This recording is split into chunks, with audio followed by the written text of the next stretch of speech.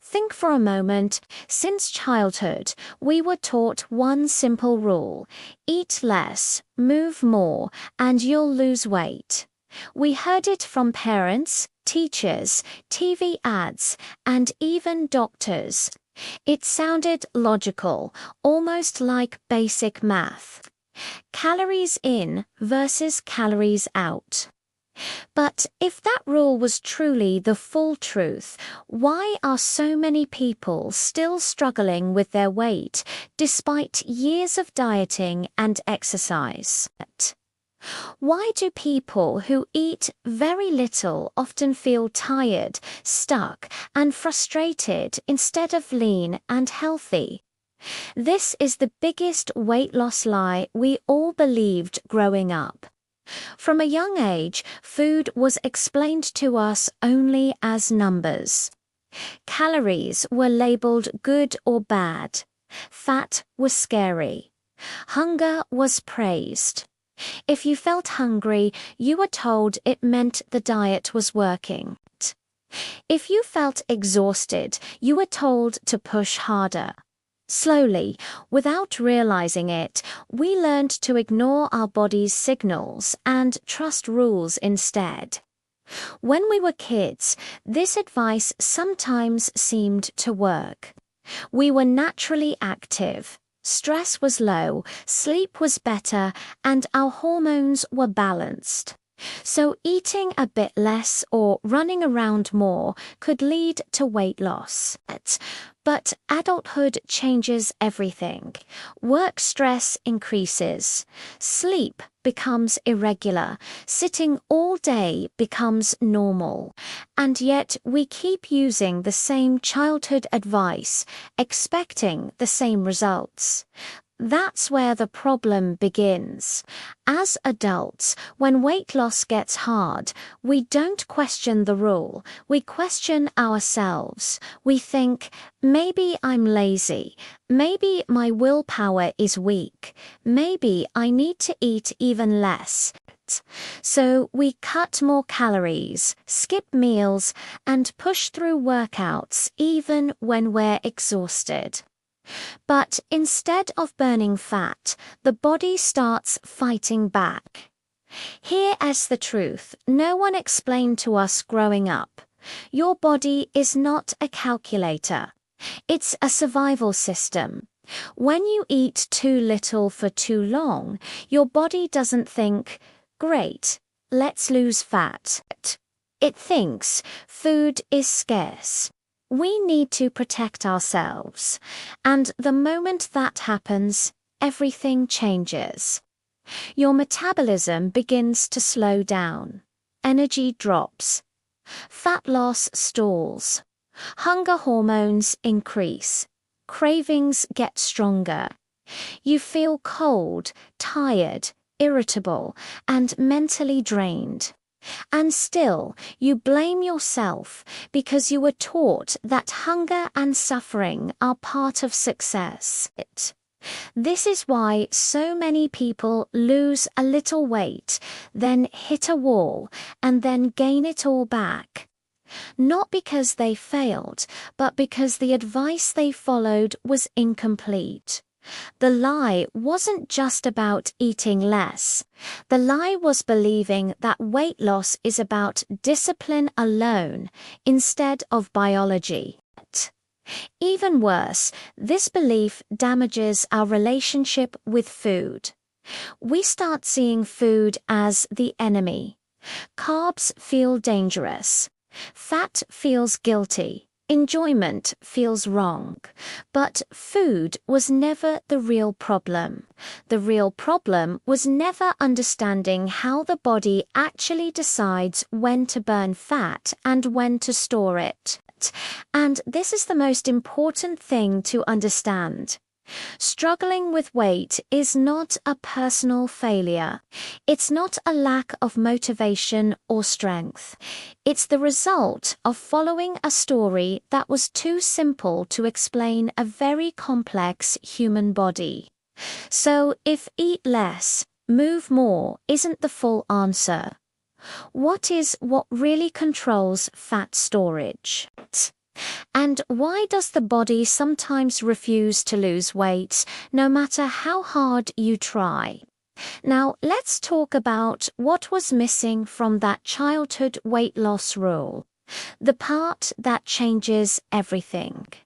Your body doesn't decide to lose or store fat based only on how much you eat or how much you move.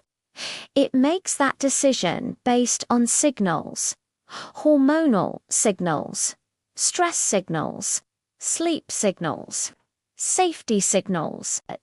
And when those signals are off, fat loss becomes almost impossible, no matter how perfect your diet looks. One of the biggest signals is insulin. Growing up, we were never taught about it. Insulin's job is to move sugar from your blood into your cells for energy. But when insulin stays high all the time because of constant snacking, sugary foods, ultra-processed meals, or even stress, your body gets locked into fat storage mode. You could be eating less, but if insulin is constantly high, fat loss stays blocked. Another powerful signal is stress. As kids, stress was simple and short-term. As adults, stress becomes chronic. Deadlines, money worries, family pressure, lack of sleep. When stress is high, your body releases cortisol. Cortisol is meant to help you survive danger, not sit at a desk all day.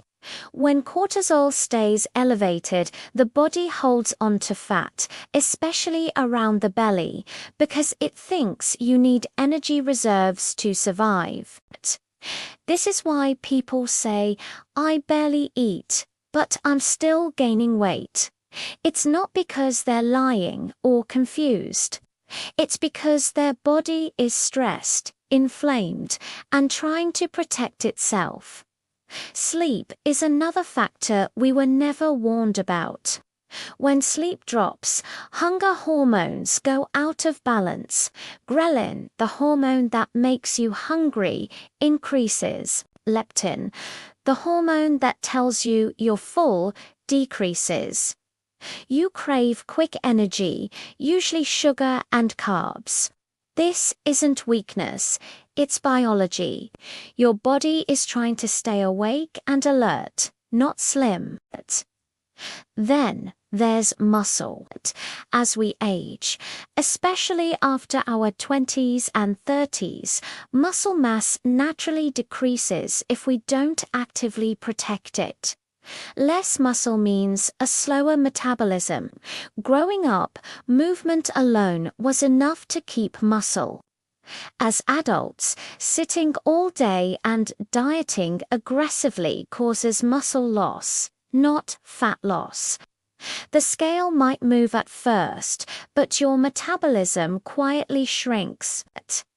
This is why extreme dieting often backfires. You lose water, glycogen, and muscle first. Fat is the last thing the body wants to let go of when it feels unsafe. And the more diets you do, the more your body learns to defend itself against future weight loss attempts. The biggest lie wasn't just eat less. The lie was believing your body is against you. In reality, your body is always on your side. It's just responding to the environment you put it in. When food feels scarce, it slows down. When stress feels constant, it stores fat. When sleep is poor, it craves quick energy. When movement lacks strength, it lets go of muscle. And yet, no one taught us this growing up. So the real question becomes, how do you make your body feel safe enough to release fat again? How do you work with your biology instead of fighting it every day? That's what we'll uncover next. Fat loss doesn't begin when you punish your body. It begins when you signal safety, when your body feels nourished, rested, and supported. It stops clinging to fat like a survival blanket. The first shift is how you eat, not how much you eat. Instead of constantly cutting calories, you focus on meals that stabilize blood sugar. Protein becomes the foundation. Protein sends a powerful message to your body. We're not starving. It protects muscle, reduces cravings, and naturally lowers hunger without willpower. When protein is missing, your body panics. When it's present, your metabolism relaxes. Next comes meal timing. Growing up, we were told to snack all day, but constant eating keeps insulin elevated. Giving your body breaks between meals allows insulin to drop, which unlocks fat burning. This doesn't mean extreme fasting. It simply means eating full meals and allowing time for digestion instead of grazing non-stop. Strength-based movement is another missing piece.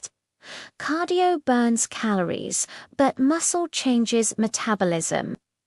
Every bit of muscle you build raises the number of calories your body burns at rest. Even simple bodyweight exercises, resistance bands, or light weights send a powerful message. We need this tissue. Your body responds by preserving muscle and letting go of fat. Then there's stress regulation. This is the most ignored factor of all. You can eat perfectly, but if your nervous system is constantly in fight or flight, fat loss will stall. Simple things like walking outside, deep breathing, proper rest, and even saying no more often can lower cortisol. When cortisol drops, belly fat becomes easier to lose. Sleep might be the most underrated fat loss tool. 1 extra hour of quality sleep can do more for hormones than cutting hundreds of calories. Sleep improves insulin sensitivity, reduces cravings, and restores leptin, the hormone that helps you feel satisfied. This is the truth we were never taught growing up. Fat loss is not about control, it's about cooperation. Your body isn't broken. Your metabolism isn't ruined. You didn't fail. You were just following rules that ignored biology. When you stop fighting hunger and start listening to it, when you stop punishing your body and start supporting it, weight loss becomes calmer, slower, and more sustainable, not dramatic, not extreme, but real. The biggest weight loss lie wasn't just wrong. It kept generations stuck in cycles of guilt, restriction, and regain. And the moment you let go of that lie, you give your body permission to finally do what it was designed to do. Most advice about money doesn't just come from ignorance. It comes from incentives that don't belong to you. People giving advice are often selling something. A course, a fund, a dream, a shortcut, a feeling of certainty in an uncertain world. And certainty is intoxicating, especially when you're afraid. I've watched ordinary people destroy years of progress, not because they were lazy or foolish, but because they followed advice that sounded confident, urgent, and popular. A friend once came to me, eyes glowing, voice shaking with excitement. Everyone is making money here, he said. They say if I don't act now, I'll miss the opportunity of a lifetime. That sentence alone should make you pause. Real wealth almost never shouts. It whispers and waits. When advice pressures you to rush, to borrow courage you haven't earned, to ignore risk because others seem fearless, that advice is already working against you. Here's a quiet truth most people don't like to hear. Good financial decisions often feel boring, slow, and lonely. Bad advice feels exciting. It feels like movement. It feels like hope wrapped in urgency. But hope without discipline is expensive. Many advisors talk about returns. Very few talk about survival. Yet survival is everything. If you lose money early, you don't just lose capital, you lose confidence. And without confidence, even good opportunities feel dangerous. This is why copying others is one of the most costly habits in finance. Their risk tolerance isn't yours, their timeline isn't yours. Their losses won't keep you awake at night, but yours will. The market doesn't care about your emotions, but your decisions are ruled by them unless you train yourself otherwise. Dangerous advice tells you what to buy. Wise thinking teaches you how to think. Instead of asking, "What should I invest in?" a better question is, "Why does this opportunity exist?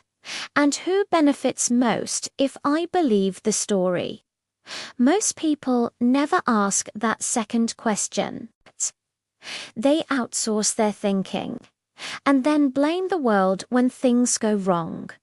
Money is not lost all at once.